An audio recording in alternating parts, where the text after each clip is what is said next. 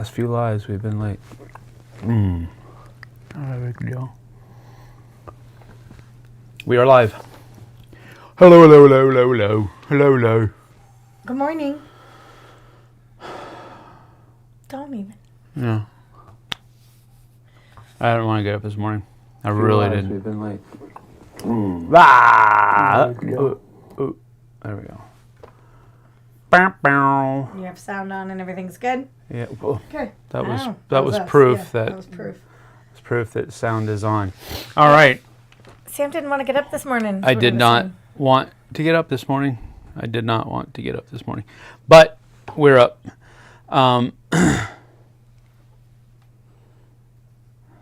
Yeah. I just sat down. I have already had breakfast. Jess cooked me breakfast. I cooked everybody breakfast. She got up at like 6:30 the crack of early. and went out on the Blackstone griddle in the dark and made bacon. In the 30-degree weather. It was 30 degrees, and I made bacon in the dark on the Blackstone griddle. There's a light out there. Yeah, it didn't do much. I mean, the light was on, but it was still pretty dark out there. And made bacon first, and then... Audio and video are good, Tom said. Go ahead. Keep going. Keep going. And then made gluten-free applesauce pancakes this morning also. You said you're going to make pumpkin pancakes. I changed at the last minute because I didn't want to open the whole can of pumpkin. Oh. So I can just do an applesauce, and I only did that much. I guess like... Applesauce pancakes. Mm-hmm. Really good. You want me to go get you one? No. Prove to you that they were good? Brian's flexing on us. He says, I've been awake since 2 a.m. Ooh. It's because he has a stupid job that makes him do that. So, no sympathy here, sir. None at all. I got to sleep in till 6:30. As I sip my tea freshly dug out of the harbor. I'm just kidding, this is coffee. But it is Black Rifle Company coffee, so meh. It's really good, actually. This is called The Spirit of 76. On that note, we tried to watch Hamilton as a family last week. Well, we did watch half. To the intermission, half. And I know where she's going. In my defense, I was not the only one that was ready to go to bed at the intermission. The person that chose to watch it was ready to go to bed. We haven't watched the end yet. No, we haven't. As he was saying, drinking his tea freshly come from the harbor. Yes. King George's was his favorite. It is. He's the star of that show, which I thought was unfortunate. A show called Hamilton. Hamilton should be much better than King George. But King George and that actor knocked that role out of the freaking park. I was like waiting for him to come back on stage. That's how good he is. Well, again, we haven't got to the second half yet. But didn't work last night. Okay, zero sympathy for you then, sir. Zero. You stayed up till 2 a.m. after all the work you've been doing for all that. No, he said he got up at 2 a.m. He didn't say he'd stayed up until 2. I guess. Okay. He just had a lot to do before 6 a.m. I'm a little hot and you're a little low. No, I think probably why is I have my mic on this side and you are talking away from your mic. That's probably why. I can move that. Yeah. Just wait until you get to the George Washington Power Ballad in part 2, Blake says. See? I will tone myself down a little bit. I apologize. I am speaking directly into my mic. Maybe I'll just move it down a bit. I can't open this with my fingers.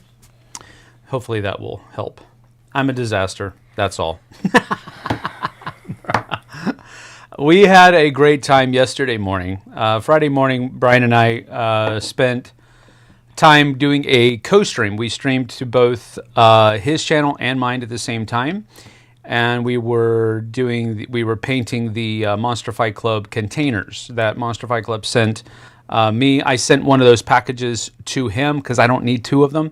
I know what they were doing. They were trying to give me as much so that I could use it to make a diorama and all that kind of stuff. I could still get some pretty good pics with just one package. So I sent one to him so that he could, on my dime, I didn't make them pay, I didn't ask them to send it, so whatever. But we were painting those up. We had a great time. We talked about a lot of different stuff.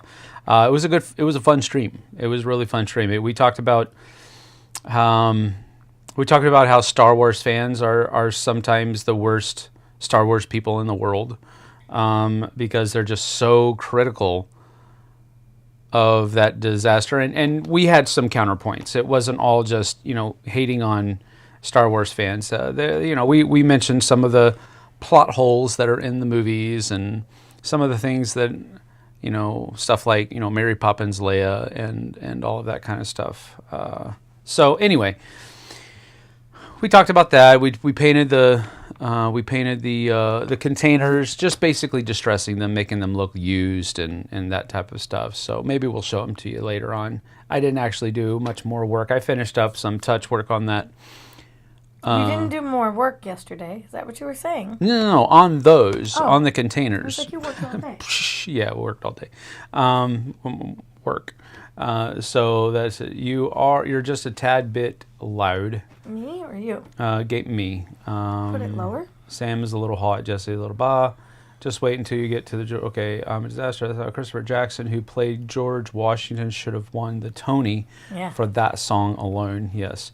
Brian says he had a wonderful time. Good. That's good. I like that. Good morning from northern Idaho, Max Lathrop says. Or Lathrop. Terribly far. Nope, it's not. That's just about, depends. Depends on where in northern Idaho. But if you're in the Coeur d'Alene area, you're only about 4 hours away. Right? Mm-hmm. Yeah. So that's pretty cool. Machete Order. Machete. Did Machete come up with that? What? The Machete Order. This is the look she makes when she doesn't understand the games that we're playing. Or the references he's making. Graffiti too, yeah. I did a little bit of extra graffiti on mine just to try to liven it up a little bit. I think the distressing looks good enough. And if you want to try doing graffiti, or if you have an affinity for graffiti, these look pretty good with the graffiti on them. And even with my crappy graffiti job, so I'll pull them over. Well, there you go. This is one of the cool things about this set, and that is that they do connect together. And their Kickstarter they have going on right now, I'm not trying to plug them too much, but I do want to let it, because I do think it's cool. Their Kickstarter they have going on right now, they have different faces and sides to these containers to where you can make them look like living pods in some of the futuristic movies like Real Player One, how that whole neighborhood was just cargo. Containers, cargo containers, but people were living in. I got that reference. Yeah, because it's a book. I saw the movie with you. I know, but you read the book too, I imagine. Yes. 15 million times. No. In a weekend. Only once. Yeah, only once. Anyway, this is what I came up with, and these two down here, these are the ones that are just distressed. And let me put it on the container here down here. So these are what the containers look like.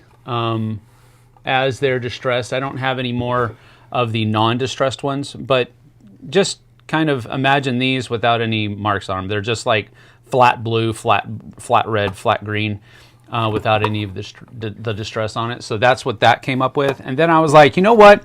I'm going to try my hand at some graffiti, and that's what I came up with this. So I tagged this one with, I was driving by the train yard yesterday in our town and took a picture of one that said Soral, Soral, and it looked really good. And so I was like, I'll try to do that, but I didn't want to just completely mimic it. So I just put SoCal because I used to live in Southern California. I used to live in Martinez, California. So I did that, and so I tagged that one on the side, and I thought it turned out pretty cool because you can still see the Militech logo there, and I left the other side alone depending on how you want it to do. With the Arasaka one, this one I put a little bit of rust on it, and then just tagged it with some a red inside the logo a little bit just to make it pop a little bit more, and I did that to both sides. So I really think that the effect turned out well, I think, and I think they look pretty good. But there's a whole lot of different things that you can do with these, but you can like stack them. You can stack them like so, and I'm not gonna like do too high. Come on, get in there. Too high because it will fall over, but you kind of get the idea. Let me get over where you can actually see it. So they actually do have this ability to, you got to find the right, there it goes. It has to kind of, but they stack, and you can make different kinds of terrain that these things can come into. So I just think it's really cool. I do too. I like it. So that is that. We'll go back up to the top. But that's what we did yesterday on the stream, a co-stream with Brian, Gaming with ADHD. So he's a good guy. We had fun. I go through Wenatchee a lot to visit Leavenworth. Well, we're here in Wenatchee. Yeah. So next time you're in the area, let us know. Maybe we can get a game in. Yes. Graffiti can never look bad. I beg to differ. Comparatively speaking, Tom, when you compare really good graffiti to dude that was just trying to tag his first thing, there is a huge difference, and one definitely looks bad. The other one, I will absolutely... There are times when we're driving into town. Yeah, we like it. And there's like a train that has just been tagged. And you can tell that these have just been everywhere. Everywhere. And, hundreds maybe of people have just tagged these things. And some of them are amazingly well done. We're like, wow, that looks so good. There was one a couple months ago that had like a Frankenstein face, but not spooky, but like the whole side of the cargo building or the cargo train was this huge Frankenstein with like little hands. Yeah. Some of them have writing, of course. Yeah. Most of them are writing or words, letters, or something. Yeah. Letters, and some of them are really three-dimensional. Do you remember the one with the mountain in the background? Did you see that one? Mm-mm. That one was really cool. They did like a whole mountain, and then they did the words in the bottom of the mountain. Some of them are really talented. Yeah. I don't have that talent. No. A lot of people don't, and a lot of people do. But Max says, I'm about to conduct a board game cull. I have 165 games and want to get it down to 100. How do I do it? Help. Wow. I am not the right person to ask this question to. Because I probably have, I don't know, well, we probably have, 400 games in here? Mm-hmm. Maybe? Mm-hmm. I would imagine we have around 400. We probably have 200 just behind us. Mm-hmm. If not 3. Mm-hmm. I might be lowballing it. I'm not the right person to ask, but I would imagine, because this is something I've been thinking about, because we do have a lot of games, and now that some publishers, not many, but some publishers are sending us games, they're, that trickle in over time. I got to get stuff played. I got to get some of this stuff out of the door, because some of the games that come in, I'm probably never going to play again. And that leads me to my first kind of thing. If you look at a game and you're like, you know what, I don't think I'm ever going to play that game again. And that might be the first criteria that you look at. Second criteria is, maybe the first criteria is, how much do I like this game? And look at your and look at, I mean, we just did our top 100. And if you're looking at getting down to 100 games, I would encourage you to just do that. Rank your games. What games do you like the most? What games are going to be down towards the 165 area? And simply keep 100. Keep your top 100 and use that to gauge what you're going to keep and what you're not going to keep. And redo it every year. I know that Tom, for his personal collection, before we started using his personal collection for the Dice Tower library, he started saying, if a game comes in, a game goes out. And so every time he got a game in, he would look at his collection and say, which game is this new game, going to replace? And sometimes it was a newer game that he knows he's just not going to play. Sometimes it was an older game. It was all up to him. But if you're wanting to get down to 100 games, make it your top 100. Figure out what your top 100 is and go from there. You might find that your top 100, you don't own all of them. And if that's the case, if you truly want to get down to 100, then you're going to actually get down. Let's say you don't own 5 games that are in your top 100. You're going to get your collection down to 95. Then you're going to seek out those 5 that you don't have, and then you're going to get rid of the other 70.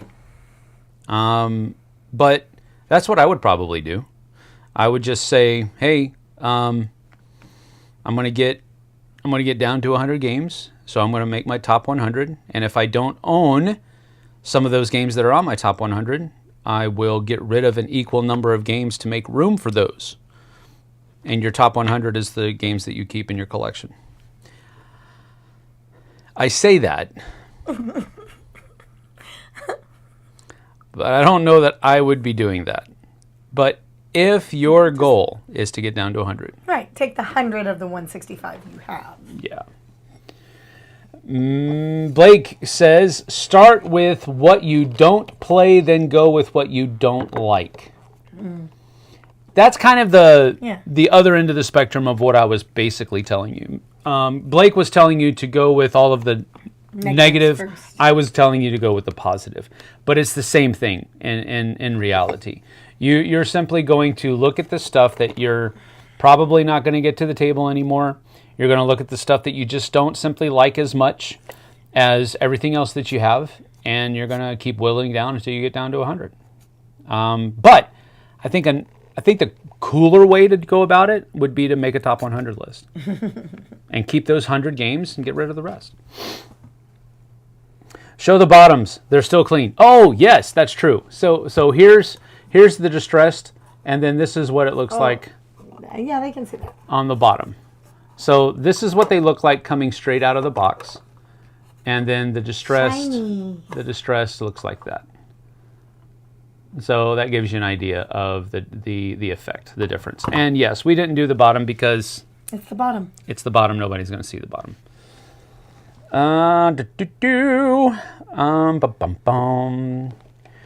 Favorite monster in Blood Rage? That's hard to say. Because I usually don't spend a whole lot of time trying to get the monsters. One monster that I hate is the wolf. Oh gosh, forgot the name. The one that changes Ragnarok. I can't remember his name. Anyway, I hate him. I hate that. That's one of the things that I wish they didn't include in the game. Because where Ragnarok ends, for a lot of people, can mean a lot of points. And I know that's one way to kind of, shake the game up and make you score points different ways and all that kind of stuff. But that was like one of the things that I would tell people. Oh man, it's right on the tip of my tongue. Why can't I remember this stupid animal's name? Fenrir. Thank you. Gosh. I had rear. And I was like, well, I'm not going to call it a butt, but it kind of is. Fenrir is a posterior, isn't he? But I just don't like Fenrir. I don't like that effect. Most of the other animals, some of them are, monsters are pretty nasty. Fire giant is super bad. The troll is also bad as well. I like the monster. I think it's the forest troll. No, not the forest troll. The hill giant. I think the hill giant is the one that allows you to invade that area for free. I like monsters that give you those kinds of effects, because I'm usually trying to get people onto the board as cheaply as possible. And because I really, it's weird, I really don't like economic games, but I treat Blood Rage as kind of an economic game where I'm trying to economize my rage as much as possible so that I can be the one that has rage left at the end. And then I can just do whatever I want. Nobody can do anything about it. That's what I try to do. I usually fail at it, sometimes miserably. But I like those kinds of people. Fenrir Greyback. Where did you get the Death Star artwork that's in the other room? Amazon. That was easy. I bought that for you. Yeah. Was it birthday or it was Father's birthday Day? Or Father's Day. It was one of those May-June ones. I don't remember. Well, there's May and then there's June. Well, we see the thought that went behind that gift. What are you talking about? It was very thoughtful. I had in that same place. This is what happened. I had some bamboo. It looked like you were walking down a bamboo path. Yeah. Kind of the same thing, the 5 pictures. But I wanted to replace it with something Star Wars for Sam. So I got the Death Star Star Wars one on Amazon. What happened was she ordered. Oh, that's what it was. I ordered multiple things. Multiple things in May. The kids ordered some things for Father's Day.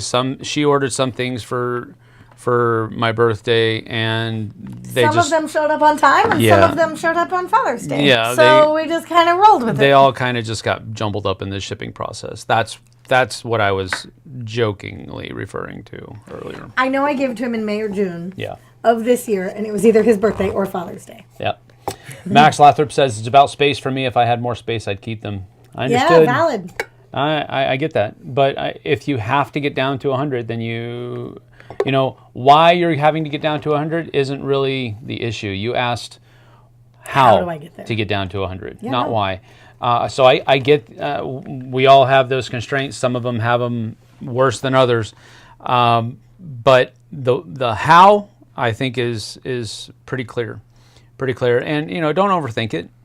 Yeah, just do what you can. And now, we are at, Thomas Prime says, I only and will only keep 20 games. Oh, I nice. just trade my games for new ones. Oh, that's cool. That's a cool economy. That's a good way to do it. You're playing those 20 probably more than you are 100. Yep, that too. And nice. if you're in a group of people and they all have of you 20, have yeah. 20 games, then you really have you're just all owning different parts of a collection. So yeah, I know I'm getting down to it. I'm not trying to skip. Daniel Kramer, super chat. Thank you so much, Daniel. I appreciate it. Thank you. That $10 will come in handy, and I do mean that. I do mean that. Super helpful. Thank you. Looking at what you've accomplished and produced on the channel so far, what are you the proudest of? What are you both proudest of? I'll let you go first because I have to think about mine. I have no idea. Okay, I'm super proud of Sam. He has killed it. You didn't produce me, though. I know I didn't produce you, but I'm proud of how much he has produced on the channel. This is amazing. I personally am proud of the fact that I'm starting my 50. Yeah. That's pretty awesome to me. I feel pretty happy about that. That's it? All right, cool. I mean, I'm proud of things that I love. Yeah. There's a difference. I love our lives. I love little shorts that when we're on vacation. I love any moment I get to be next to Sam. And play a game or talk or chat. So there's lots of things that we have done since May that I love, that are like some of my core memories that are just absolutely love. No. Yeah. But proud of, I would say, starting my top 50. Yeah. Yeah, that's a good one. And I'm legitimately semi-concerned about the rest of the list. She made some statements yesterday. What did I say? Oh, I did. That are... Well, okay, here's the thing. JT and Sam play different kinds of games than I do. And enjoy different kinds of games than I do. But you literally don't. I play many... I'm sorry, I had a popcorn kernel in my tooth. Can you stop doing that? I'm sorry. I'm just going to say, I got it. But it was just like... But we had movie night last night for the family movie night, and there was a thing in there, and I could not get it out. I tried many times. I'm done. I'm good. You shouldn't be concerned about my list, but you and JT have to understand it's not the same kind of list as yours. No, it's not, and it doesn't have to be. It's your list. It's my list. So you shouldn't be concerned. Oh, I'm concerned. He did say he would disown me if I put a couple of games on. I did not say disown. I said I would walk away from the table.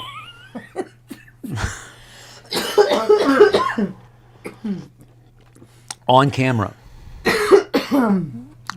We're trying to get Igor to cut back to a pack a day. It's just not working out well. Stop. I just when I get a cough, I get a cough for like 3 months. Okay, let's see here. Did you ever think of... Oh, I didn't answer. I didn't answer. What am I proudest of? I don't... Here's my thing. I am my worst critic. And he is. I have gotten, I think, I've gotten 2 pretty nasty comments since May, and I'm kind of proud of that.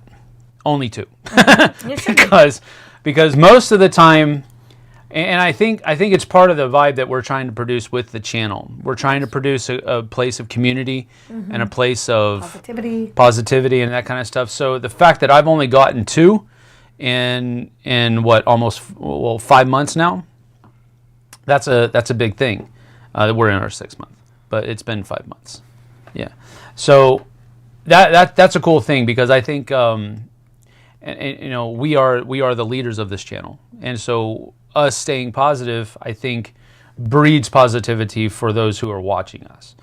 I think leadership is reflected in those who are in the audience, and I think with us staying positive, that has bred the culmination of an audience that also wants to stay positive, even when they're being critical. And that's a huge thing. Being able to stay positive and be critical at the same time, that's a huge thing, and it's called constructive criticism, which is I'm a huge fan of. But there have been a couple of people that have been less than constructive with the things that they have been saying, and that's something I'm proud of. I'm always going to be a little bit harder on myself than I probably should be, because I do want to grow in quality, not just in quantity. So, and I've been trying to keep those levels kind of moving up at the same time, rather than having, a whole lot of videos, but the quality is like really low, or having really high quality videos, but you make 1 video a week. Right. I've been trying to keep that kind of balanced, and so I think I'm doing it. You're doing great, babe. So that's kind of what I'm proudest of. Yeah. So thank you, Daniel, for that question. Thank you for the $10. I appreciate it. Sincerely. Blake says, don't you love when you order multiple things from the same place at the same time, but they arrive separately on the same day? Yeah. That's true. That is kind of weird, but it's cool too. But that's the kind of thing, if you order something on Amazon, it's not necessarily you're ordering it from all one place, and I know Blake probably knows this, but You are, even if you're ordering it from Amazon, which is one place, you're ordering it from multiple places. And then they all kind of show up at the same time, which is weird, but it's cool at the same time. Of the 50 through 41, what has surprised you most? Tom, I'm imagining that's coming to me. What has surprised you about my list? Honestly, I think Jerusalem Anno Domini being on your list has surprised me the most, because that's a pretty heavy game. It was a very heavy game, but my whole thing is about memories. Yeah, I know.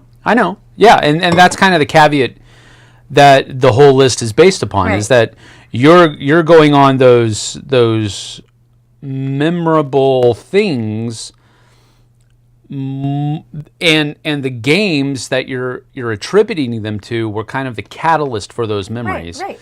But that's a cool way to kind of go about it. It's a way for you to remember things, and I suck at remembering things. So, and you don't. You remember things like your mom remembers things. I don't think I have my mom's memory, but I try. Well, you have at least a tinge of it, because I have a tinge of it. She pulls. We can be driving down the road. Okay, no, wait. No, but the key is, I remember a whole bunch of useless information. It's I trivia. Can't come up, it's like trivia stuff. Yeah, you can't even remember the name of one of the games on your list. No. I couldn't either, so I can't really come down on that. But you knew exactly what I meant. Yes, I did. This is why I was doing it with you. I can show you. I was like, it's this game. Find the name of this game. Because I remembered the moment of playing it. Yep, and that's a unique. And that's why Jerusalem was on my list. It is a bit hard for me. It's almost at my maximum level of thinkability. Yeah, that one's a hard one. It's definitely different. It was that time at Dice Tower West and meeting these people and sitting with Sam at a table, and I loved it. Yeah, it was fun. It was very fun. And yes, I would play it again. All of the things on my list, I would happily play again. I like them. So that's what surprised you. For me, Anno Domini was probably and then having Memoir 44 on there was interesting, because I don't know. I think a war game is not my outside your purview. It is, so to speak. So, but it's about the moments. Yeah, I get it. I don't think he was expecting memories or moments on my list. Brian says, I wouldn't pick the games the way Jesse does. But I love seeing a different way of picking out games. I normally don't do top of all-time lists, but I'm curious to see this one play out. Thank you. Me too. Like I said, fingers crossed, and here we go. Glenn. Hey, Glenn. Good to see you. What movie did y'all watch last night? This winter, Sam's choice. My fam is going to do Sunday night classic movie night. Oh, that's a cool idea. We watched... Wait, you're in on that idea? We already do family movie night once. We can't have two movie nights. But we could do classic movie night. In addition to family movie night. No. I'll give popcorn. I know what you consider a classic movie. To her, classic movie means black and white. Yes. What does classic movie mean? By definition. I would probably put a timeline reference no, to the word classic. No. You still haven't watched Rear Window. But I've played the game, so I feel like I've watched it. No, that's not the same. To answer your question, what did we watch? We watched Dead Reckoning Part 1, the Mission Impossible, the new Mission Impossible movie. I wanted to go see it in the movie theater, but we never got around to it. So when I was picking what we were going to watch last night, I saw that it was on Amazon Prime. So I went ahead and we watched that last night. We'll watch Part 2 when it comes out. But the cool thing about it, and this is what Jesse was saying last night, was Daphne, she's a movie buff. She won't really say that. She won't say that, but she is. And she was like, I bet she's watching a movie right now. Maybe. She got up from her seat at the end of the movie, and she was like, I'm going to go watch all of the other Mission Impossibles now. She hadn't seen any? Yeah, she hadn't seen any. So she saw, what was it, 7? Dead Reckoning 7? I think this is the 7th one. I could be wrong. Said, how many are in this series? And Sam said, I think this is the last one. This is like 7. Yeah.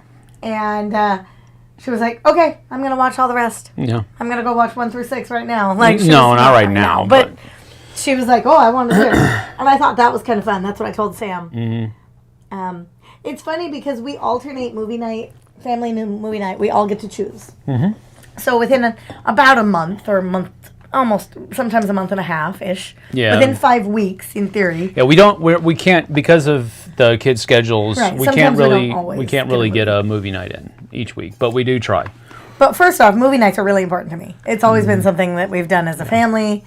So we all curl up. Everybody has blankets, big bowls of popcorn. We all take turns yelling at the dog to sit down. Yes. Lay down. Yeah. Because I don't know what is wrong with Strider. He's like super chill right now. Yeah. And he's laying at my feet. Like, movie time, he's like walking around. You guys got popcorn? Yeah, you got popcorn over here?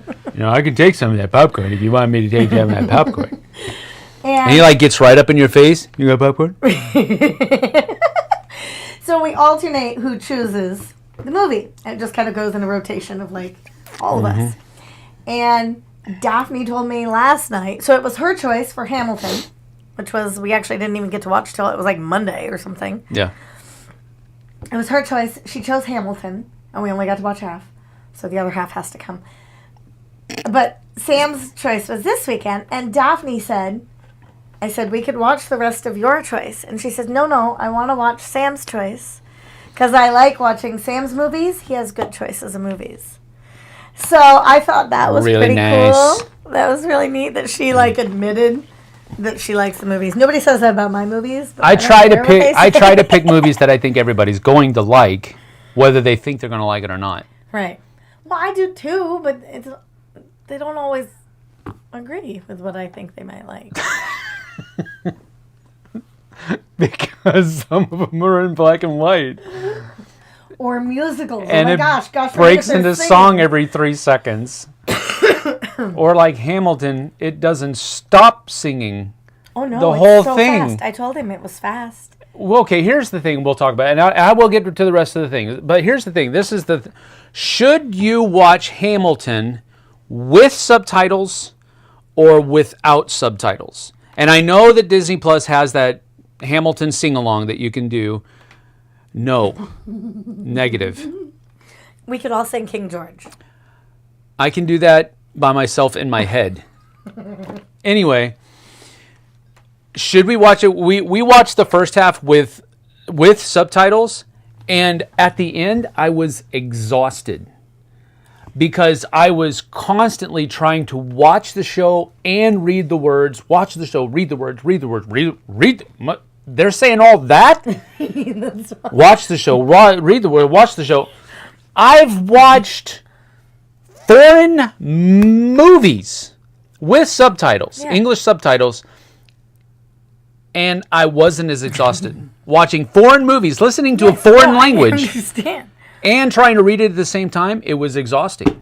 I was like, and this is one of the reasons why I think I like King George's parts so much, because he's so slow and deliberate in everything that he, with the spittle, everything is so deliberate and so, like, targeted, and he's slow and very regal, and that's why I think I liked it, because I could just sit back and watch him perform. I didn't have to read because I could follow everything that he would say. It wasn't going lightning fast. Some of the Hamilton songs you can't follow. They're so fast. I understand that, but I'm wondering if my brain and how I process things might enjoy it more if I didn't have the subtitles on. Mm-hmm. Because I'm not going to catch everything, but I don't need to catch everything to get the gist of what's going on. I just need to catch a few things here and there. I was exhausted after just watching half of Hamilton because we did it with the subtitles. I'm wondering if next time when we finish it, because we will, would you like to see how much I have left? I'll just take it. Nah, you won't drink it because it's coffee. You don't like coffee. Let me know. Let us know what you think. Let's see here. So we watched, that was Glenn's question. Now I'm very excited to see their list. Thomas, thank you. It is a good watch. It'll be fun. Because I'm just there providing color commentary. I'm really grateful he's there with me, because if it was just me, I'd be like, yeah. I don't know about this. You guys can give me something to talk about? Like, Daniel Kramer says, I knew you were going to struggle to say what you're proud of, always working to get better, but not looking back at the good work you've done. Thank you. Appreciate that. I agree. Cheese Thief. Cheese. See? Yep. Board Game Ramblings is here. Hello, Board Game Ramblings. Good to see you. Somebody commented on the 5341. They said, Yeah. any list that starts with Cheese Thief. Now I'm all in. Yep, there you go. Jesse, that was a compliment when he said I wouldn't pick games the way Jesse does. Oh, I didn't take it as an insult. I actually, that's not how I roll. I am hugely disappointed in you, Brian. I cannot believe you said such a mean-spirited, nasty thing. You should go home and rethink your life. You're probably already at home, and don't rethink your life. You're fine. No. I would never take offense to that. Sam's classic movie, Star Wars. Okay. See? Brian, It's not classic. you are correct. It is iconic. I wish I had one of those ding technical difficulties. Please stand by. Because I would put it up right now and we would have words, ma'am.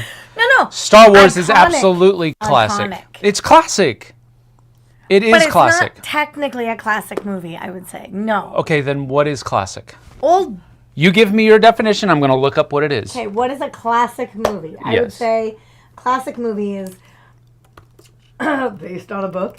And black and white, culturally impactful, which I know Star Wars is. But I would say, I mean, there have been, the Hollywood era started in the 40s of these huge movies. Don't. No. Not classic in that definition. Classic movies. Change your definition. No, because classic. The word classic is a descriptive word. So you have to find the definition of what is classic. It's classic movies, specifically. Understood. Okay. Understood. Let me hear your definition. So within the context of movies, Yes. this definition applies. Okay. The number one definition, in other words, the got most it, I got recognized, it. yeah, okay, judged over a period of time to be of the highest quality and outstanding of its kind. I agree. There are thousands of sci-fi movies that would have probably never been made to the degree that they have been made, to the quality of degree, without Star Wars. Star Wars was the gold standard I agree. moving forward. It is absolutely, without refutation, classic. Period. Full stop. Pastor Josh, got you. You're never going to watch this, Pastor Josh, I know, but I love that phrase, full stop. I wish I had a mic.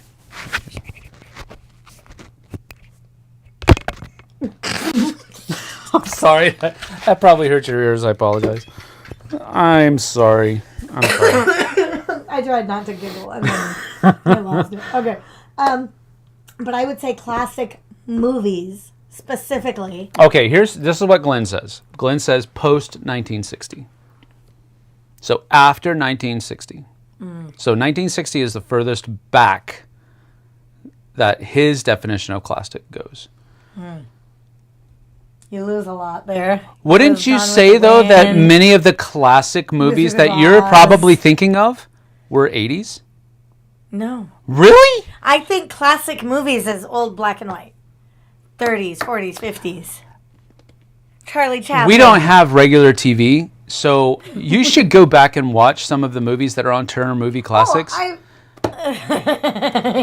lot of them aren't black and white anymore because they only go back so far. Right. I mean, some of them are. Of course, Turner Movie Classics, they're going to have, Gunsmoke and all this other kind of stuff. I know that's a TV show, but... Like Wizard of Oz Yeah. is a classic. You know what they've done?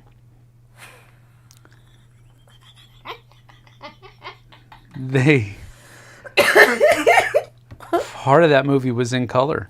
I know. It's a classic. Was colorized, but yes. Right. Because Yes. they took a classic and they said, this really sucks. No, that's We need not to add the we need to case. add color to it. I'm not just talking about black and white. I'm talking about iconic movies. Okay, so all right, let's follow that. I think So Star Wars is iconic. Okay.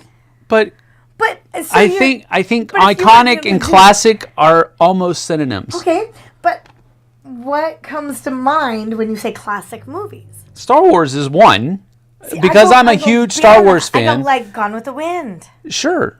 Okay. Yeah. Wizard of Oz, I Rear think Window. I think Lord of the Rings. The Lord of the Rings that's trilogy. an amazing movie, but it's not a classic. Oh, it is a classic. There's the thing called instant classic when something is done so It was well done so well. and so tremendously well. It's an instant classic because it turns into the standard that's Streetcar Named used. Desire. Sure. Okay. This is why we need to have this discussion. Because if we have classic movie night in the Healy household, I'm sorry, the Healy Acevedo household, then They're there are Matthew two. Wilde There are thinks two of they're us. all Healy. Yeah, I know. Anyway, we will have to have this discussion every single time, and we have to give the Well, kids. see, here's the thing. We won't have time to do classic movies because starting in 2 weeks, 3 weeks, or whatever, we get family movie night and Christmas movie night and family movie night and Christmas movie night. All right, Rear Window is so good, a must-watch, I'd say. Ryan, I know we just haven't got around to it. It is something that I want to watch. We don't have time. We do not have time tonight. Definitely need to watch Rear Window, Sam. I will, Tom. Thank you. And again, she mentions that because we've talked about game, how and we we played want the to. We've played the game, and now I'm like, we should watch this movie, and we just haven't got around to it. The reason I bought the game is not because I've played the. No. It's not because I've watched the movie. It's because Prospero Hall is the design think tank that did it, and I like a lot of their games. So I just thought, I think I'm going to like this game, Right. no matter what the subject matter was. All right. Let's see here. So I take it Sam has never watched It's a Wonderful Life since it's in black and white. No. Okay. See, look. All right. I have watched It's a Wonderful Life. I've watched it multiple times. I think it's a great classic movie. But it's also, most of the movie is depressing to me. Most of the movie is depressing to me because it's all about how this guy just keeps getting beat down, beat down, beat down, beat down, beat down, beat down, beat down, beat down, beat down, beat down. Oh, last half hour of the movie, everything's fine. Okay, cool, good ending, but most of the movie is how he get beat down and how, I get it, how his life, made such a huge difference to so many different people, and you see how the town would be without his influence, but that's depressing to me. Well, that's what I focus on every day as a preschool teacher, is small moments that have an impactful long-term effect. I get it. It's a great movie. I get it. I would watch it I right agree. now. It's a great movie. It's not depressing. I find it. See, me, I love him so much. my traditional Christmas movie, this will Is explain, no, this will explain the difference between me and her. What's your iconic must-watch, if you can't watch any other movie I have for a Christmas? list. No, just the number one. What's the movie that you need to watch during Christmas and now you've felt this is Christmas now? What is it? I can't come up with one. I Okay, literally have a list. two. Just 10. two. Just give me the top two. You go first, because I want to. Because I got No. to I'm It setting is this. Christmas when it is Christmas season. I can't, because there's so many things. Christmas season starts the day after Thanksgiving with planes, trains, and automobiles, and then it goes to Elf and the Grinch, and then it goes to It's a Wonderful Life. and then it So are goes you to- starting like least important to most important? Is that No, what you're it's doing? just they all have to be watched. Okay, There's but only so many days. what's the two? I'm helping you out. What's the two movies that if you can only watch two Christmas movies during the Okay, Christmas season? Let me think of what we did last year. I think we only watched 2. No, we watched more than that. We watched Elf. That's one of mine. Okay. And We watched, oh my gosh, there's so many. Christmas Story. Really? I love that one. That's strange. I did not expect you to say that. I was thinking like White Christmas or something like that. White Christmas? I have watched White Christmas. This is the thing. She doesn't remember when I do things for her. I'm just kidding. She does. That was completely a joke. We have watched White Christmas. That's the one where the army guys come back and they start their own little hotel thing. My Christmas season. Oh, there's so many. Yeah, no, The Grinch. It has to be The Grinch. Okay. Well, see, my one, and I can watch this on Christmas Day. Is The Grinch. No. You'll shoot your eye out. That's what I said. Christmas Story. That's my one. I did not expect you to say that. That was completely off the wall. Because she's usually about all of this, like Miracle on 34th Street and It's a Wonderful Life and White Christmas and all of these old movies. And she's like, I need to watch all of these. I do need to watch all of them. One thing that she doesn't say, though, she doesn't say Die Hard. Ever. I don't say Die. Ever. My kids have never seen it, though. That's probably a good thing. Because it's not a Christmas movie. It is a Christmas movie. Full stop. Full stop. We don't get to full stop. I do.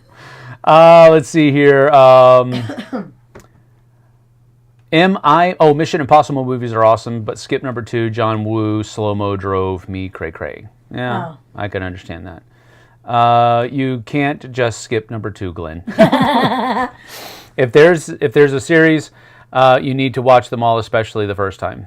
Yeah, I would imagine that's true because there is, they are kind of episodic. Right. You're trying to get me to go through Fast and Furious. No, that's like just because Rambo or we're at things that I have series that we're at no we haven't watched 4 for Fast and Furious. We've watched 1, 2, and 3.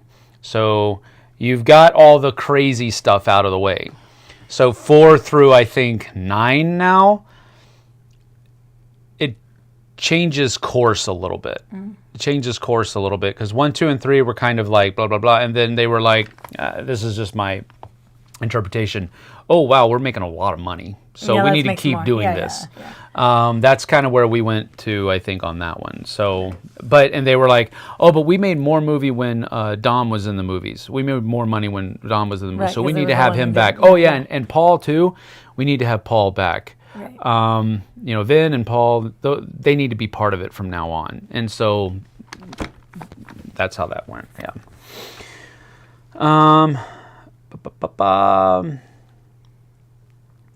Ryan Moore says, my wife has conditioned me to watch movies with subtitles. Well, I can do that. I usually do. Hamilton is fast. Yeah, Hamilton is like super fast. Let's see. We are at to the point where they started watching that. I'm super behind. You were exhausted because of how fast Hamilton is. Yes, yeah. Like I said, wait for the George Washington one last time. Okay. Song. Yeah, will do. Jonathan Groff, whose King George is Kristoff in Frozen. Oh, that's cool. Christopher Jackson is Moana's dad. Christopher Jackson is George Washington. That's cool. Star Wars is 50 years old. Of course it's classic at this point. Did you realize that? No, I can't do that math. 50 years old. Good afternoon. Hey, Vanessa, good to see you. Just stopping in for a bit while I get ready for my cousin's wedding. Congratulations. To your cousin. She's not marrying her cousin. No, I know that. That would be problematic. I said anytime somebody gets married or you find out somebody's getting married, you say your congratulations. Response is congratulations. So there. Yeah, okay. Rotten Tomatoes lists the cutoff for classic at 1969. Oh, all right. So anything beyond 1969 is automatically considered a classic. Anything newer than that, it depends on the definition of what classic is. But if you're past 1969, then everything's a classic. So I would modify our definition of classic. Star Wars is a classic movie at this point. The original trilogy only, though. Yes, I would have to Episodes be 4, these. 5, and 6 only. Yeah, I it would, has to be I the would, original. I would agree with that. I would agree with that. I can't listen to classic rock anymore because nowadays it includes music more recent than the 1970s. Yeah, classic rock is I was listening to a comedian one time, and he said, "Am I getting old, or are they really starting to play cool music in the grocery store?" That's probably where that comes from, because the older you get, they start playing old classics. Right. In places where they play old classics, and some of that stuff is like, I listened to that when I was in high school, you know. The 2014 movie The Giver, based on the book of the same name, is partly in black and white. I don't know that The one. Giver. See, but I would say, to me, a definition of a classic movie, you have to say it, and I already have heard of it, have images of it, have... I don't know what The Giver is. Yeah. Classic, Glenn says, is probably based on either one's age, movies from their youth, or the old Hollywood definition of early Hollywood black and whites. Then he says, my classics equals Sam classics. See? 70s, 80s, and 90s movies. Nice. Ryan Moore says, I'll side with Jesse that Lord of the Rings isn't a classic yet. I would agree that the age of a film contributes to its classic status. It contributes, but it's not the only determining factor. There is a point at which when a movie reaches a certain age, it is automatically a classic. Right. Fast forward. One of my favorite movies of all time, which I squealed about when I saw it in literally, was Wonder Woman. Mm-hmm. That will never be thought of as a classic. Why? Why not? To me, it's amazing, but I'm biased. I have Wonder Woman stuff in my closet. No. But here. But I don't think it would ever be classic status. Objectively, in your mind, it could be, because, no, not just in your mind. If they never make another Wonder Woman movie, will it not be the pinnacle of Wonder Woman movies? Yes, but that still doesn't That mean makes it's it a classic Wonder Woman movie. No, classic Wonder Woman movie, but not an overall classic movie. I don't think in 50 years people will consider Wonder Woman a classic movie. The original one? Yes. The one that came out where she's in World War I? Yes. I absolutely think they will. Well, The ones that followed, I think they're going to go, those are okay. But that first one, that was the bee's knees for a Wonder Woman movie. I cried. I didn't. And I squealed out loud. Wasn't I here? No. Oh, You I was at probably were. home. I was at home. I was here. It's when the 84 one came out. No, I Thanks, was here. Strider. Oh my gosh. I was dude. here, and this room was different then. He positions his rear end right between us and then just lets it go. Oh, and dude. I made the kids go in the other room so I could watch Wonder Woman for the first time by myself. I just saw a question that we're going to have to come back to this classic thing. You just tipped the entire scale for this Q&A, madam. All right, here we go. Carry on. Sorry. No. It's a good question. It's a good I like discussion. the conversation. Christmas movies. We have a list of 15 that we watch every year. Yes. However, we are not animals who start watching them before Thanksgiving. No. Huh. I know it. Okay, I had a rough week last week, and I asked Sam if we could watch a Christmas movie, and he said yes. And that was a peace moment. Christmas movie. Oh, come on, that is a Christmas movie. We watched Violent Night. It's definitely a Christmas movie. It has all the things. But it's not your feel-good Christmas movie. Nutcrackers, it has Santa, it has the chimney, it has the bag. Definitely had a whole lot of nutcracking going on, that's for sure. Oh my. It has, the hero saving, Santa being the hero, has all of it. But it is terrible. Vanessa says, if I want to watch a classic black and white Christmas movie, I'll watch, what did she say? It's a Wonderful Life. Nope. Miracle on 34th Street. Yeah. My need to watch Christmas movie is Elf. I love Elf. Vanessa That's says. one of my favorites. Blake Cavney, Jessie has a certain order in which she watches them. That's different. It's very different. Remember the year you moved in? I had a list on the fridge. She literally did. She had Remember that? Yes. and she was crossing them off as she went.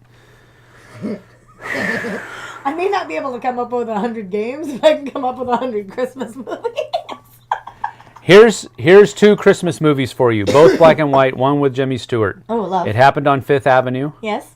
The Shop Around the Corner. Oh. Found both of those just browsing through HBO Max, and they were great. Shop Around the Corner? I don't know. I'll look. You know what? I have one that nobody knows, but I love. Miracle at Morgan's Creek. Have I watched that with you, or did you fall asleep? That doesn't count if you fall asleep. Yes, we watched that one. I really enjoyed it. It is a Christmas movie. It is beautiful. It is funny. It is so comedic. It's called Miracle at Morgan's Creek. You'll never find it on any server. Is it black and anywhere. white? It's a black and white. Do I know any of the actors or actresses? I can't remember Probably actors' not. names. What kind of humor Funny. does it employ? Slapstick humor. Hysterical. Funny. So good. It's called Miracle at Morgan's Creek. Nobody heard of it. Nobody has it. Nobody can find it. But if you happen to walk past a bin of DVDs at Best Buy, you might find it. It's called Miracle at Morgan's Creek. I don't know where you can find it, but if you find it, watch it. It's amazing. Miracle at Morgan's It's Creek. at or of. I don't know. It's like war. It's like a. It's a war movie, kind of. It happens during a war when people are being drafted and sent off. And You mean World War II? I think it's World War II. Okay. Where are they being sent? It doesn't say. They're being sent away. Ah. And they're having like parties for them to say goodbye to the boys, so they kiss the boys goodbye. See you, Vanessa. Bye-bye. You know, they kiss the boys goodbye and this whole thing. Yeah. And the thing about this movie is it is completely 100% modern that nobody would ever think of. It involves it No could spoilers. I know, no spoilers. Nobody's gonna watch this movie, so it doesn't matter. I am one of the only people that own a copy of this movie, I think, in the whole United States. Alright. Not a Christmas movie, but if you like Danny Kaye. Oh, I love Danny Kaye. Isn't Danny Kaye the dancer dude? Yeah. That was in opposite of Yes, say it. what's his face? Yes, say in, it. Continue. Singing in the Rain. Yes! Yeah. See, job. I'm not stupid. See, Singing in the Rain is color, but that is a classic movie. Hands down. I agree. This is usually how things go. People who think they have the moral high ground, they will say things that will, and I'll agree with them, and I won't, but they won't agree with you. You just agree. No, you don't agree with me. You keep saying Star Wars isn't a classic. I didn't say Star Wars isn't a classic. You said Lord of the Rings isn't classic. I said Lord of the Rings isn't a classic. You're wrong. No, Colonel Sanders, you're wrong. Mama's right. All right, catch up. What do you got going on? Not a Christmas movie, but if you like Danny Kaye and White Christmas, check out the movie The Court Jester. Ah. Ryan Moore says, yes, Blake, Court Jester is good. Vanessa signed off. The pellet with the poison, and the vessel with the pestle, the chalice from the palace has the brew that is true. What is he doing? Blake. That sounds like a tongue twister. You need to put the doobie down, bro. Doobie, doobie, doo. Just kidding. Miracle of Morgan's Creek is a 1944 film. Yeah. So here's the question. What then is a classic board game? I wouldn't have a clue because I don't have the knowledge of what would be considered classic. I'm new to the board gaming world, so Here's and this kind of helps. Hasbro. This is a good question, Tom, and this is one of the reasons why is because it helps it put into context my idea of a classic. Okay. Because the definition that I read earlier is not necessarily my definition of what a classic movie is. Because a classic movie is something that is supposed to have been done and it's the best and it's the most memorable and whatever. But that's not necessarily what most people say a classic is. Most people, I believe at least, will simply attribute an age. Right, an older movie. Or So you're talking about a movie or a board game of a certain age. Right. And the problem with that, in my opinion, is that those things can become obsolete. Absolutely. I think there are a lot of classic board games that, in my opinion, it doesn't mean that they are not good. It just means that, in my opinion, I think they are obsolete.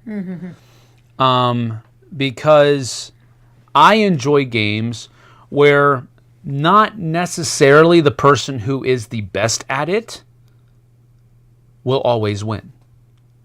I like games where a person that's new can still win even if they're playing somebody that is very experienced in the game.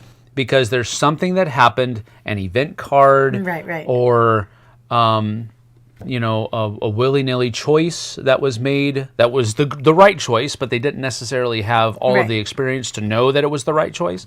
But they just said, hey, I think I'm going to do this. And it turns out scoring them a crap ton of points. That's what I think a classic is. So a classic in board games are games like I would consider Ticket to Ride a classic board game. Okay. I would consider Catan a classic board game. I would consider what are some of the other ones? Good night. I would consider Monopoly a classic board game. I would consider a lot of these things classic. But here's the thing. I think a lot of those classic board games, Carcassonne, classic. I think they are, in a sense, obsolete. Because people have taken those mechanisms that were used, that were groundbreaking back when they came out. They've taken those and improved upon them. And there are new games that are coming out that I would consider instant classics because they do what the classics have done. They just do them better. So that's kind of, I think a movie that comes out can reach instant classic-dom within a year or two. Because everybody considers it the gold standard. Sure, Star Wars isn't old enough to be considered a classic, but it was so groundbreaking. It was so pivotal in how sci-fi movies were made. It's an instant classic. Do I think episodes 7, 8, and 9 are classic? No. Do I think they ever will be? Probably not. But the original trilogies, especially Episode 4, A New Hope, man. Yeah. And then they took that kind of action of Episode 4 and they made Episode 5 and they added into it love stories and, really pulling on your heartstrings and separation anxiety and all this other kind of stuff. They just improved upon it. So those... Really, I think Episode 4 and 5. I would be able to be swayed on whether or not Return of the Jedi is classic, because they tried to pull some marketing stunts with the Ewoks, and don't get me wrong, I love the Ewoks, but that was a kid toy stunt. Look, we got to get the kids in on this. We got the parents hooked with Episode 4 and 5. We got to get the kids in now. Okay. But that's my spiel. Anyway, let's see here. So what is a so you guys sound off on what a classic board game is now. Yeah. Miracle of Morgan's Creek, Glenn just says, just put it on hold at the library, and we'll watch it after Thanksgiving. It's great. Review to follow. It's super funny, but there are some really modern points in it, like date rape. Huh? Okay, I wasn't listening. I was reading, and then I just heard her say date rape. There are some super modern topics that lead to really great conversations with my family Okay. that are in this 1944 movie that nobody... It's not a modern topic, though. What that simply That's what means I'm is that, saying. It is not a modern topic, but these are actually really applicable. Yeah, I get you. Yes, I understand what you're saying. Yeah. Morality, marriage, Yeah. pregnancies, all of these topics. Understood. Yeah, and It's they're a all great movie. Okay. I'm gonna make you watch it again. It's Hell. a great movie. It's funny. Send good movies. Oh. Blake says, I got to go. All right, see you later, Blake. Thank you. JT Turner says, wow, you lost me. I guess he's talking about my spiel on Classic. That probably needs to be a video we need to make there, JT. Sounds like we'll have differing opinions. Put it on the list. Classic games. Classic Yeah, board I love it. games. Yeah, Okay. what are classic board games? Do it. Glenn says, in his opinion, classic board games needs to be in existence for more than a certain amount of years. 2 decades, maybe? Two decades, question mark. That most in the hobby have played or are aware of and enjoyed by most. I would say most have played or are aware of. This is kind of the same concept that I have for the classic movies. Sure. Brian says, I personally think the lightsaber battle Empire is better than Jedi. It's a great battle. I would agree. I would agree with that. I think, just thinking back on it, I think it's more, I don't know. I think generally speaking, overall, I think you're right. But I think there were more iconic moments. I think there were more iconic moments in the lightsaber duel between Luke and Vader in Return of the Jedi than there was the iconic moment in Empire, where it's like, no, I am. No spoilers. Spoiler, give me a break. And I think there's that iconic moment, but I think in the Return of the Jedi duel and the entire context that the duel is in, I think there are more iconic parts in that. Luke standing toe to toe with the Emperor, not allowing him to be turned to the dark side, that kind of stuff. So, and then there's some other stuff, where, sister, if you can't be turned to the dark side, then perhaps she will. No. Oh man, that one's the best. I think that is the best. But overall, I see what you're saying. I might disagree with that. I just convinced myself to disagree with you, Brian. Blake says he has to go, so we'll talk to him later. Tom says, is a game that would be considered evergreen necessarily a classic game? Well, I think, in my opinion, and again, that in about $4 will get you a coffee at Starbucks. I think my opinion of what a classic game is different than what most people would say a classic game is. I think an evergreen is a classic because an evergreen is something that it will always be green. It will always feel, it will always be enjoyable. People always come to it. That's what an evergreen is. It's always green. It's evergreen. So to me, that's what a classic game is. A classic game is not just age. It's something that everybody can enjoy and like, and when people are drawn to it and are continually drawn to it, that puts it in the classic status for me. Instant classics, Wingspan. Glenn is saying, or giving ideas. Mm-hmm. Wingspan, Arc Nova, Azul. What else do you all think? Well, I would agree with Wingspan. I think that was just a grand slam home run, knocked it out of the park, won the game. So many people like that game, from mechanics to graphic design. So many people like that game. Arc Nova, I can see the appeal. I can see the argument that would be made for that one. It's not one of mine. I would not consider it a classic. I think it's too heavy of a game. I think Wingspan plays with that heaviness factor. And it's just on the cusp of possibly being too heavy to be a classic, but it isn't. I think Arc Nova is way past that point. Azul, the problem with Azul is the different versions of Azul, I think, are so different that Again, most of them only have one or two differences, but they're so stark, in my opinion at least, that you'd have to further nail it down to what version of Azul are you talking about. Are you talking about the very first one? Or are you talking about Sintra? Or are you talking about Queen's Garden? Which one are you talking about? That's what I would go from there. You named some that I would consider classic. Okay, maybe you just lost him when you mentioned Monopoly. Again, that's true. Monopoly is a classic by age alone.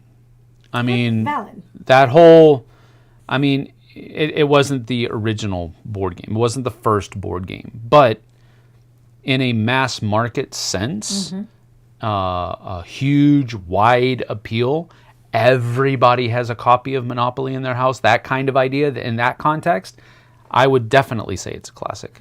I don't think it's a good game. I don't think it's one that I will ever enjoy playing, but it still has that classic status.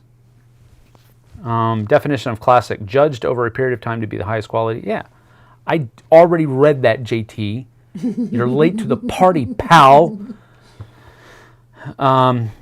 Good definition, JT. Glenn, you were here when I read that earlier. What is up with you? You need more coffee. You're right. I'm almost out. I can tell. I'm almost out.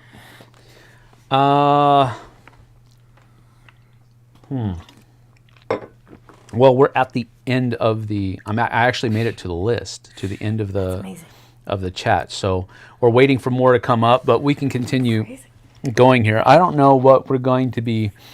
I didn't have anything new come in this week that I can at least talk about. The last thing that I got in this week was Charcuterie, the board game, and we already mentioned that last week. And we have played it once, and she will reserve her opinion for now because we are going to be making a review of it. We are also going to be, they've paid us to do a live playthrough during their Kickstarter campaign. So once that launches, we'll be doing a live playthrough of Charcuterie. And I will have a charcuterie board for us to eat on. During the game? Well, maybe, but I was thinking at least after the game, but maybe during the game.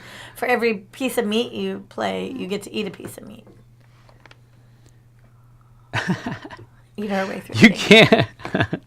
Yes, you can. He says you can't read that definition and then say Monopoly. You literally can.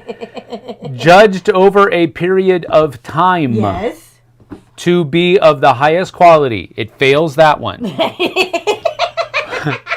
And outstanding of its time. If you can't say that, now again, I understand where he's coming from. Right. There are so many more outstanding games than Monopoly. Gosh, yes. But you cannot say that Monopoly doesn't stand out. It is an outstanding game. It wouldn't be in arbitrary number 90% of all households in the world if it wasn't outstanding in some way, shape, or form. So yes, it does meet the criteria of the definition. It's judged over a period of time to be outstanding. Yes. It has one strike in there. It's not a good game. But it does stand out over a period of time. That's why we have people say, oh, you mean like Monopoly? That's why. So yes, it's a classic game only because people recognize it and it stands out over the period of long amount of time. So yes, it does stand up to the definition. There are so many more good games, but it is outstanding over a long period of time. Now I'm hungry. We were talking about charcuterie. Good definition, JT. Pfft, whatever. I don't think mass market flooding has anything to do with quality. It doesn't. It doesn't have anything to do with quality. Absolutely, I agree with you. But it doesn't change the fact that it stands out. Doesn't change the fact that it stands out. Cards Against Humanity. I think the game is stupid and over the top sophomoric. That's all that game is. It's a chance for me to have a dirty potty mouth and everybody laugh at it. That's all Cards Against Humanity is. But is it standing out? Absolutely. Okay, so that's what I'm going at, and I'm just giving different, examples of what I'm talking about. I am not, and you will never hear me say Monopoly is a high quality game. Now, there have been productions of it that have been high quality. I used to own one. It was the episode 1 version, and the hotels were these large, like Coruscant-esque hotel gold buildings, and the regular houses were these Coruscant-esque little things, and they were all plastic, and they kind of fit into the board, and all of the property tiles slid into the side of the board, and it was this 3D board. It actually had a recessed part where you could roll the dice into. It was a beautiful production, but it was still Monopoly. But I held on to that thing for 2 reasons: production value and sentimental value, because it was the first board game Tom ever bought me for Christmas. Oh, that's cool. I don't have it anymore because the box literally disintegrated with being moved around so much. Yeah. But here's the thing. Is Monopoly a good game? In my opinion, absolutely not. There's so many other choices out there. There are a lot of games that I don't like that I think are better than Monopoly. But is it classic? Yes, because it has stood out over a period of time. Huh? What is on your pinky? I have a little corner of duct tape. Oh. Little thing of duct from opening it was probably on a box or something like that. Freezing. All right. I need a sweat. JT gave me a buck. Thanks. Woo! Thanks, JT. That's awesome. He probably gave it for my subpar definition. Yes, I'm sure. In his opinion, at least. The definition of outstanding is exceptionally good. Not necessarily. Now you're going to make me look up that. Have you heard that? Chad Smith says, have you heard the new Theocracy album, Mosaic? And you didn't give me the title of the album, so that should tell you something. I haven't listened to the entire one, but I have listened to, I think, 3 or 4 of the songs that are on it that they've made music videos about, and I am ecstatic. They have done a tremendous job with that, because they've stuck to their core Christian values, but they've just ratcheted up the quality of their lyric writing. Matt is just knocking it out of the park with his lyrics right now. The one that, I can't remember the name of it, the one that's talking about the... Tragedy. Yeah, vampires. Tragedy vampires. That's my new favorite phrase from Matt's lyrics. Tragedy vampires. People who just like leech off of the tragedy in society and make their millions at it. I love it. Can you stop? Let's see here. Let's see here. Oh, I was going to look up a definition of outstanding. I'm still going to do that. He just gave you the definition. I'm going to look at other definitions and to prove him wrong. You can't do that. I can do that.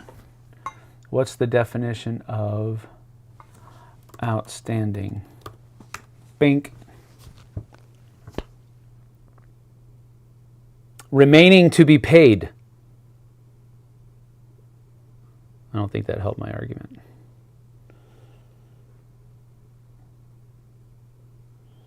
The other one is exceptionally good.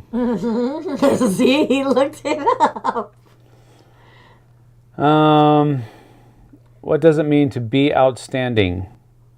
Remarkable and impressive. I think that helps me. Is it impressive that Monopoly can be found in a very high percentage of households today? I think so. Catan can't say that. Not to the degree that Monopoly can, at least. Ticket to Ride can't say that. But I think it is outstanding. I don't think it's good. I don't even think it's it's not exceptionally good. I don't even think it's good. But it's impressive. And it's remarkable because of how impressive it is in that way. So we can argue semantics all day. At the end of the day, JT's just going to be wrong. I don't want to pull him out live in front of everybody. I don't want to, Make him feel bad. I think you need to stop. Oh, we need to talk about this on a video. Then go towards your new copy of Monopoly. Oh, no, I think most of the copies that are in people's houses are not new. I think they are old. They're covered with dust. But the fact that they're there. Okay, fine. I'm not feeding you today, Strider. You're going to agree with JT. He moans at me as I'm talking. Shut up, Dad. Jeez. Farmers are outstanding. Farmers are outstanding. We wouldn't be eating if it weren't for farmers. I don't understand the connection, but that's Brian's input. Gaming with ADHD. I will agree with you, Brian. Squirrels. Hands down. Squirrels. Glenn Just, peace out. Fun as always. Enjoy your weekends. Thank you, Just. Glenn, you too. Chad Smith, have you ever heard? Yes, I have heard the new Theocracy album. It is amazing. It did not disappoint. The songs that I've heard, it did not disappoint. So, very cool. JT, Daniel Kramer laughs. I don't have a new copy of Monopoly. And I don't think that most people who have a copy of Monopoly, I don't think it's a new one. No. I think it's an unplayed one. And that right, I think it would be new, but they've had it in their shelves for a long, long time. No, we don't have a copy of it anymore.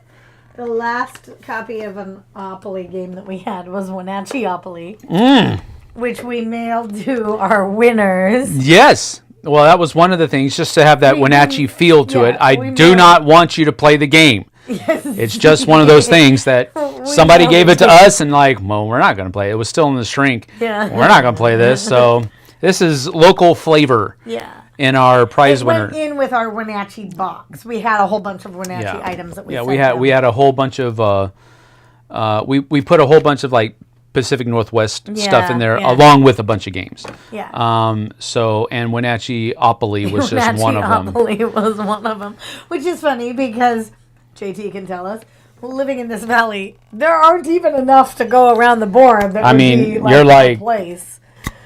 What was the name of Bum Park? Was that the name that guy? I'm sorry, I don't mean to be insensitive. That was not on Wenatchee-opoly. The whole story. Smitty's was, and Smitty's is a pancake restaurant, people. Smitty's is a pancake restaurant. Yeah. And Lowe's was on it. Are you serious? Yeah. And then there was goodness. Stemelt Growers. Okay, there's one. But most of them weren't even... Anyway.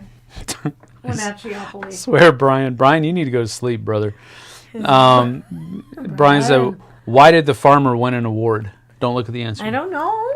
Because he was outstanding in his field. Ah, that's really good. No, it's not. Brian, don't encourage him. He needs to go to sleep. No, that's really good. That's sleep deprivation talking. No, that was good. I liked it. That was pretty good. That was good. That's why he said farmers are outstanding. I know. I like it. I know. That's exactly why he did it. Tell that to Pastor Josh. Because we have a whole farmers. He's already heard that. I know, he's already heard that.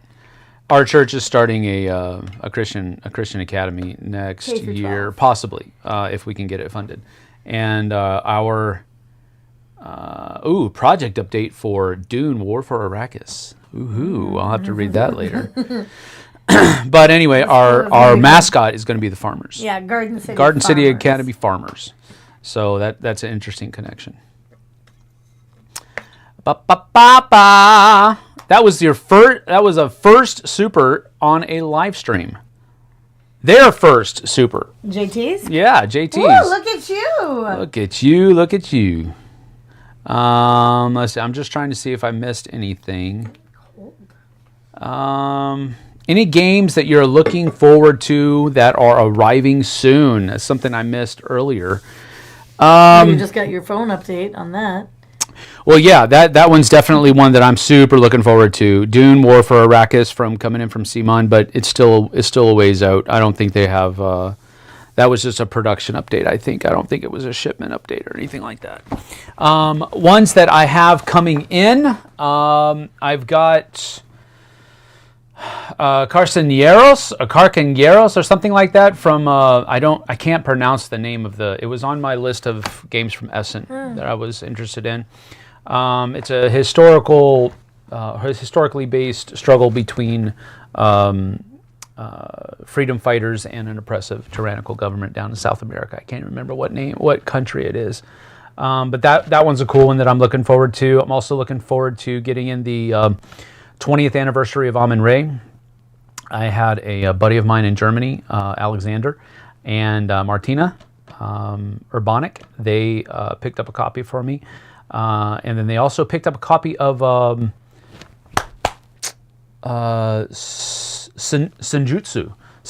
from Lucky Duck Games. As a review copy. They gave me Lucky Duck gave me a review copy of Senjutsu, and that's coming in the same box. Nice. So I'm looking forward to all of those. Ones that are sitting over here on my table. I'm looking forward to getting the Hunt to the table. That's that 2-player World War II submarine versus the British Navy. German submarines versus the British Navy. I'm also looking forward to getting Arceus to the table.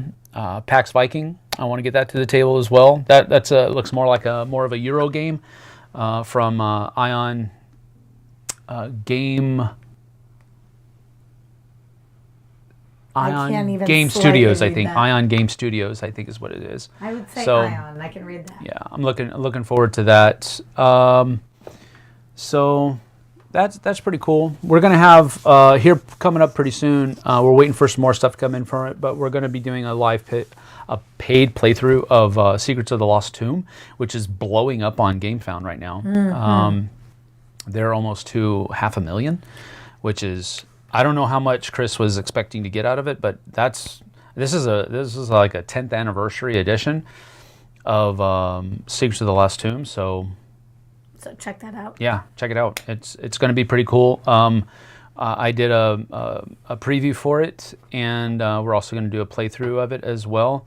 It looks like a game that I've known Chris for a long time. Big Trouble in Little China is one of my favorite, I think, most thematic games of all time, and that's what I love about Chris's games. Is a tie-in theme to the game in such an indelible way that it's a thematic experience, and it's all kind of connected to a little bit of nostalgia here and there, because I've loved the movie, and it's like playing through the movie, and so it's just a fun thing. Let's see here. What is your all-time favorite Theocracy song? I Am. That is my favorite. I used to listen to it every morning.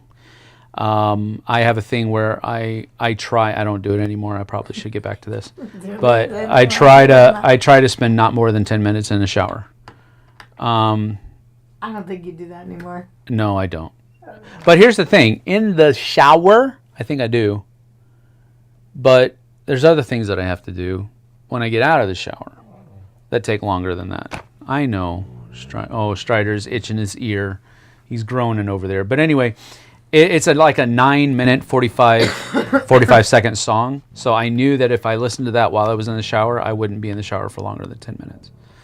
So I used to listen to it every single morning, and every time I listen to it, I love it.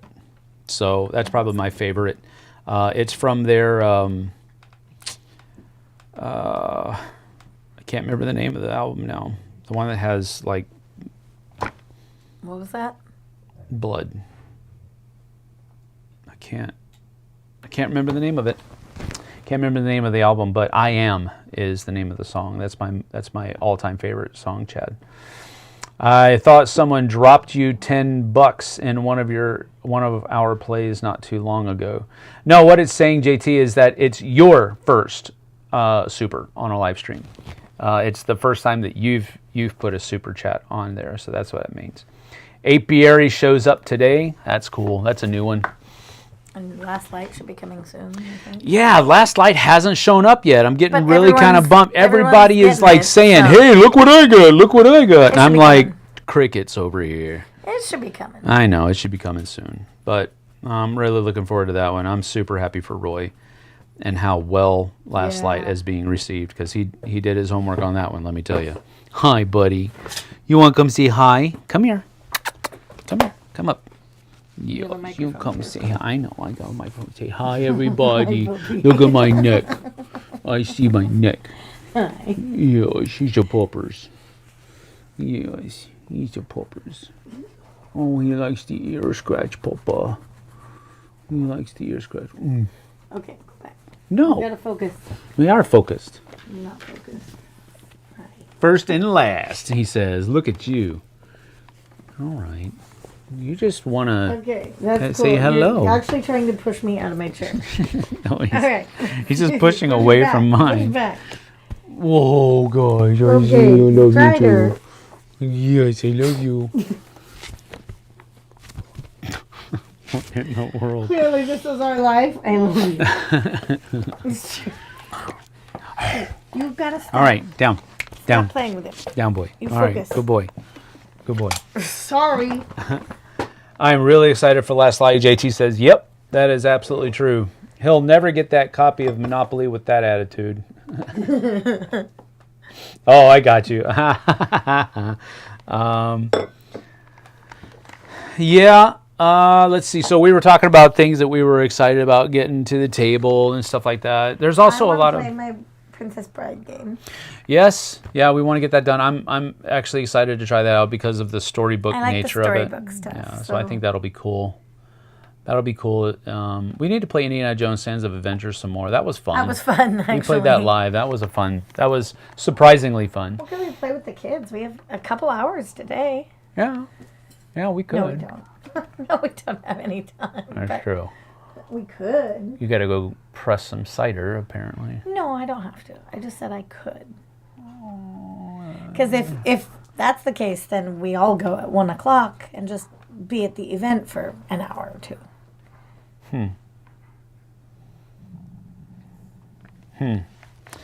We'll have to see about that. I mean, any chance I get to go to an event. That's right, JT. Christmas is right around the corner, isn't there? Let's go. Let's go. Christmas is right around the corner. Let's go. So You know, I don't know if you know, JT, but you might be one of those people that have Monopoly in their house after Christmas. That's right. no, did you tell him that starting in a couple of weeks, the chairs that you guys used to film on will be replaced with the sofa, so we have another room for Christmas? That's not happening. That is happening. Hmm. That's happening. You're tall We'll anyway. see. You're We'll both see. tall. Not that tall. You're much taller We'd than be me. like this. I'm like this. You're like this. It's fine. We'll see. I'll get you guys booster seats. You guys might have like our kitchen as the backdrop for our videos in there later on. Yeah. Christmas. Let's go. I'm No. ready. Yeah. Gaming with ADHD. Uno. Oh, that would be a classic game too.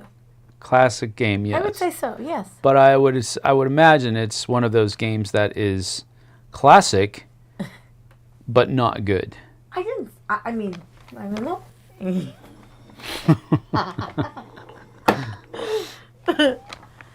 No, let's see here. Stranger Things from Simon. That's another one that I want to get to the table. Star Wars Clone Wars is another one that's coming up that I want to get to the table as well. Let's see. We need to get Castlescape to the table a little bit more. We've played it with 3 players and 2 players so far. No, we didn't play a 3-player, did we? I thought we did. Did you play with me and JT that one time? I think so. Yeah, okay. That was you. My belly. That was you. Oh my goodness. I'm sorry. My belly decided to Sorcerer's City is one that I haven't played yet. Santa Monica. Need to get Thunder Road Vendetta to the table some more. So many games, so little time. That's what it boils down to. We have a bunch of games. We have Yeah, I have a bunch of games. But I think we're going to be about done because chat has slowed down a bit. We do have 10 viewers right now. 10 to 12 viewers. So we do appreciate you coming in and showing up. Oh, he's just sniffing around. He'll be fine. He does that a lot. But looks like Strider's about ready to go back outside. So we need to get ready for the rest of the day. We have, I think Daphne has a friend coming over today. around 11, something like that. So we do have to get ready and get to doing some of that stuff. We've got a playoff football game to go to today, and the weather is going to be like 30 degrees outside. So that'll be fun. Okay, I would like to vent for just a little. I'm not complaining. I'm just venting. I'm saying frequently when we go to certain fields, Yes. I can put up our canopy, Yes. or I can bring my propane heater. Yes. The field we are going to today is more of a professional field, I guess you would say, for high school level. Oh, yeah. It's bleachers. It's nice bleachers, Yeah. and I can't bring in my propane heater, and it's going to be like 32. So I'm still here, but I should probably go grocery shopping so I can get a nap. Brian. yes, especially if you were up since 2. It's nap time. Yeah. So Brian says, freezing rain or hail? Don't even talk about this. We just had this conversation yesterday. I told him about I know. Look, I will clarify. Freezing rain is more like when it hits you, it's like stingy. It's like, it's not pellets. I think freezing rain is, okay, I think freezing rain is like, as it's hitting the ground, it's freezing.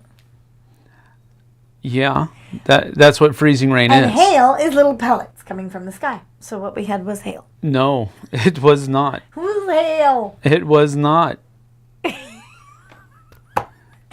You literally... Hail is hindered in the situation that we were in last night, where there was a cold surface temperature. It's actually hindered.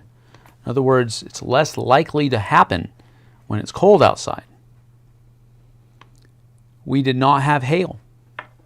We had freezing rain. It's called sleet.